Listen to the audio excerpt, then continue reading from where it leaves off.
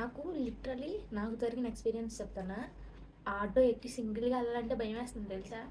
Auto ఎక్కిన వెంటనే live location ఎవరో ఒకళ్ళకి పెట్టే వెళ్తానా నేను. అంత భయపడాల్సొస్తుంది బయట తిరగాలంటే. ఒక ఆటో డ్రైవర్‌ని నమ్మలేకపోతున్నాను. పక్కన కూర్చొని సీట్‌లో ప్యాసింజర్ ఎవరైనా అబ్బాయొస్తే చాలు నాకు కంగారొచ్చేస్తుంది. కనీసం టచ్ అవ్వకుండా నాకు స్లింగ్ బ్యాగ్ ఏదో ఒకటి ఉంటది కదా! పక్కన పెట్టుకొని వాళ్ళకి దూరంగా కూర్చోడానికి ట్రై చేస్తున్నా. ఒక ఫీమేల్ వచ్చి పక్కన కూర్చునే వరకు హార్ట్ బీట్ అలానే ఉంటుంది. బస్‌లో జర్నీ చేయాలంటే వచ్చే మోస్ట్ స్కేరియస్ట్ థింగ్ అదే. పక్కన కూర్చున్న వాళ్ళు ఎలా ఉంటారో.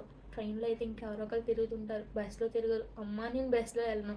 ఇప్పటికే ఇలా ఉంది. ఇంకా ఇలాంటి కేసెస్ జరుగుతుంటే మన పేరెంట్స్ అసలు పంపిస్తారా మనం చదువుకోవడానికి?